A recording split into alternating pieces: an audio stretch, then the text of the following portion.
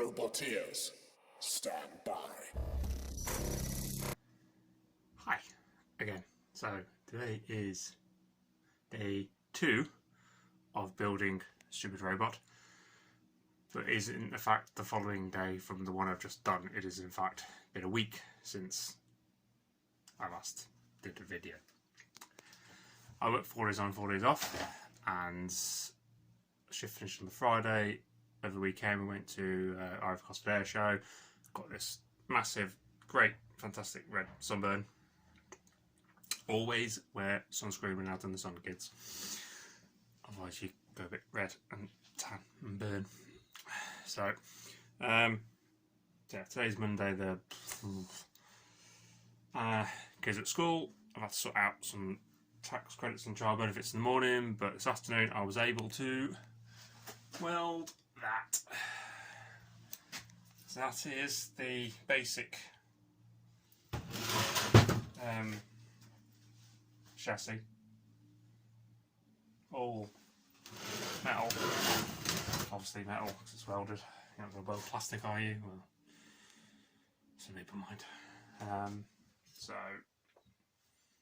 yeah, should really take more. Motors go. See, this is where when you've built robots, you learn about things. There's enough room to just about fit the motor in, and that'll be mounted there, so I can actually take the motor out and put it in. See, you learn these things once you've built a lot of robots, because you weld things in place, or you put things in place and think, poo, I can't get that out without taking the robot to bits. So,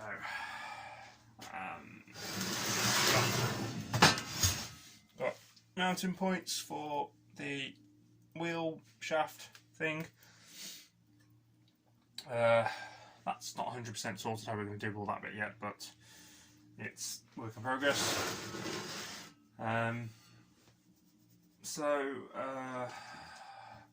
Wubs arrived. 8 of these wubs for to mount the motors, and there's another 4 M6 wubs for the speed controller.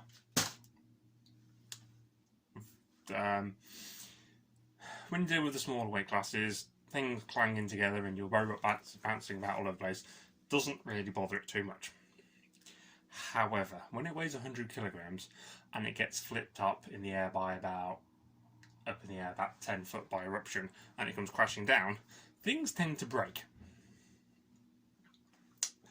And they break where you don't expect them. Just the sheer shock of just 100 kilograms landing on a steel floor, any kind of floor, just breaks things. So you need to make sure everything is substantially shock absorbed as best you can. So you still don't want your motors moving about that much, because obviously chains fall off. But you want to be able to sort of dampen the shock. So wubs are quite good. So got a few of those. 20 more grinding discs because I'm going to get through them a hell of a lot. So it doesn't weigh that much at the moment, but I want this to be double skinned, double layered as much as possible. With the first intake, when to where it bent, this box section tends to bend reasonably, I wouldn't say easily, but it does bend. So I'm going to sort of weld outside layer and an inside layer where I can, to just give it as much strength as possible. Weight, I don't think I'm going to be overweight, because this is actually smaller than what Lunatic was. It's like a 1/10 of the size. I mean, I've still got to have the wheels and the extra wheel guard bits, but that is the basic where everything's going to be. So, as much as I want to continue, I need to go pick up the youngest two from school, and I need to get changed and pack all my stuff away. So, yeah, I still need to order the sprockets for the weapon. This is becoming a bit of a head scratcher. That's 17mm keyway shaft on there, which is fantastic, nice and thick.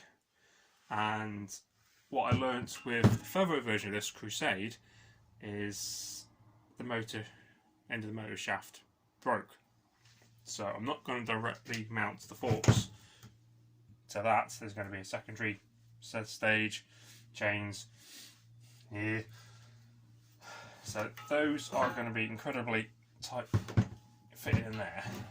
Yeah, I say we sort of make things up as we go along here. I do anyway. And then there's going to be another shaft sticking out, which is going to have the rotating forks. Now, I need to be able to customise and make big things myself. So how big do I want to make this shaft, which is probably going to bend, break, with 100 kilograms smashing into it? Well, I only have a pillar drill. I can't do fancy stuff, so we're still sort of debating about that. So I've got ample sort of 16mm steel rods, which is what I used in Lunatic 2 to hold all the wedge attachments on, but I don't think 16mm is going to be enough. So 20, maybe for sure I could find a metal drill bit for 20mm. I'd make this stuff as I go. So yeah, day 2 done. I've got another day off tomorrow, which I'm going to probably cut some more stuff out, weld it on. I could probably get the motors mounted. What I can see is just a long list of stuff that needs doing, and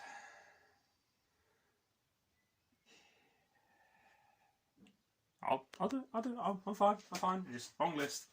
I want to crack on, but obviously life gets in the way. So I've rambled off enough. So bye. See you tomorrow. Hello and welcome to day 2 or 3. I think I've messed up my day somewhere of new heavyweight. It's sunny, very sunny. So washing's out. I've left it till sort of about 10 o'clock before I start making a noise, not to annoy the neighbours, probably listening, thinking, why is he talking to himself again? Because I'm silly. So what I've spent the last hour doing is making drinks, but I've come across a slight problem. When I welded the axle mounts, I didn't see it, they're not entirely straight. That should be lined up with that, and it isn't. Welcome to the fun of change. Everything has to be perfectly lined up, otherwise they fall off and you get annoyed and curse things. But this is where we make things up as we go, so I can sort that somehow. So not as much welding today.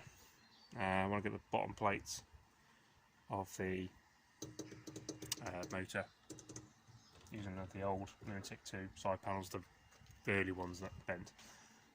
Battery box cut out, just into little bits and bobs, so nothing too much. I tend to set myself like I want to reach this point before I've finished in the day, and as always things don't always go to plan, so I aim to finish at like 3 o'clock so I can go get the kids from school.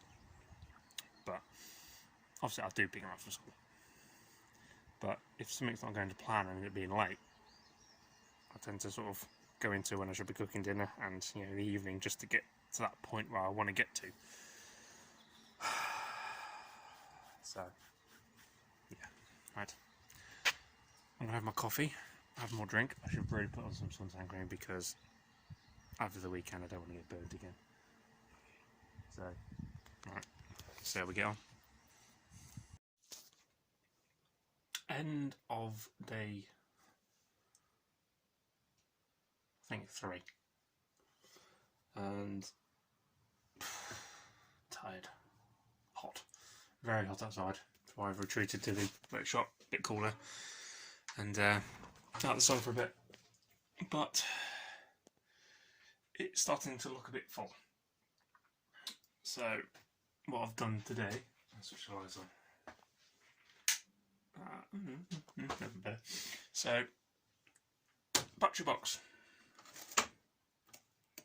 contains batteries which probably will not be using. That is all lovely welded together and ground back so it doesn't look completely shocking. Nice little hinge I found. First battery box I've ever made.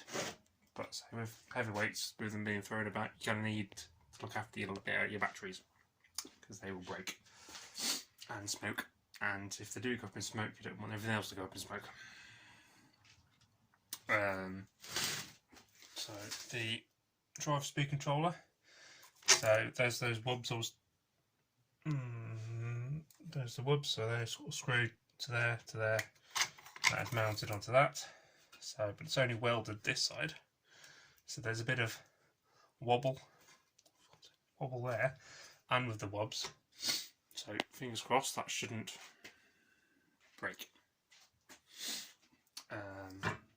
So motor's going to just held in place with, just letting it go. So obviously the issue with the sprockets, chains, I need to sort out at some point. Oh, and I've welded the bottom plate completely to it. I try. Oh, this is getting heavy already. Okay, the bottom plate's on. Used a lot of weld today. But yeah, allows me to put the motors in place and line up where the wheels are going to go, which then means I can sort of cut out and weld the other sort of wheel guards on. Once I've got the wheel guards on, I can then probably look at connecting the wheels up straight, he says. So I'm going to have to make the holes that I've already put in slightly bigger and sort of mount it to the other side of the wheel guard and sort of get it, so at least if it's all the wheel guards are in, then I can adjust it before I fully weld it the other side. That's the plan. So that will be it for the next 4 days while I'm at work anyway. Might see if I can cut a few bits on my free time at lunch and stuff, but that'll probably be it. Oh, we've got some wire, plastic wire turned up, so I can start getting the electronics done.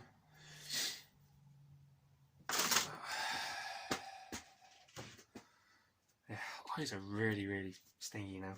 I'm not sure if it's all fumes, dust, I don't know, but probably got another suntan on top of my sunburn. So, right, first proper week done building, and it looks like I've actually made good progress. And this is, I want to say, the easier part of building a robot, because it comes together really quick. The first stage comes together really quick, and you think, oh wow, I'm doing fantastic progress. But the second half is all the little details which make the damn thing work, which never seem to go to plan. Or it's just fine, like I said, the sprockets, I can't really plan that before I weld the damn thing. So those are the little things that are really annoying when you build a robot. You make good progress really quick and think, oh, I'm going to do this really quickly, it's fantastic. And then you hit this sort of stumbling part where you've got to take it all apart 6,000 times just to drill this one hole that you missed before, and then you put everything back, and then you realise you've got to cut this back, so to get everything back out again, cut a little bit, put everything back in, oh, I've got to do that. So, right, I'm going to make some dinner because I'm hungry, thirsty. Next time.